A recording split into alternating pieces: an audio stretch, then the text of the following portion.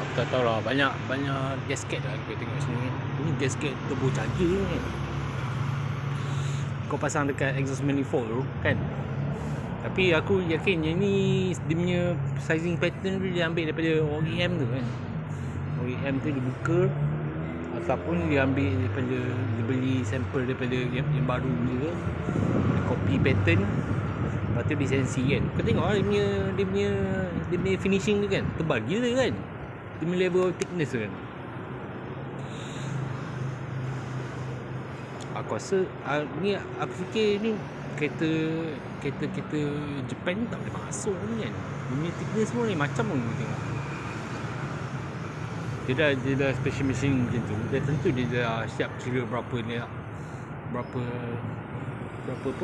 bar dia dah set turbocharger kan. Ini dah siap machining kan. Tapi aku cakap ini bukan software daripada China yang buat ni tau. Bukan software kita orang lah kan.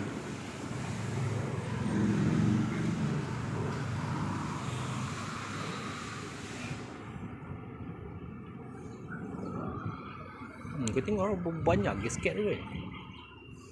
Dia ada 2 exhaust outlet, ada 4 exhaust outlet kan, ada 3 exhaust outlet.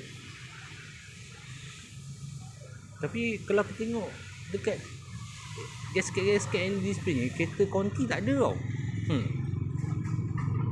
Tapi aku tak percayalah yang dia marking apa guna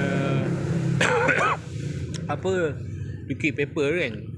Liquid paper tu buat apa, dibaca bukan dia betul pun kan. Kalau betul pun bawa lah sampel OEM gasket tu, lepas tu hantarlah kat technician sini kan. Macam technician sini dia ukur sendiri lah tu. Tapi lain macam lah, macam dia orang dah siap kira tu kan. Tapi celah mana dapat apa nama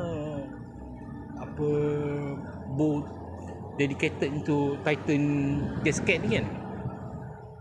Dah lah thickness dia lain macam kan. Bolt tu pun mesti same quality macam OEM juga kan, ke tidak rosak dia punya thread apa silinder exhaust cylinder head tu kan. Kau fikir sendiri lah, aku malas fikir lah kan. Tapi memang aku tak ada hands on experience pasang turbo kick ni kan.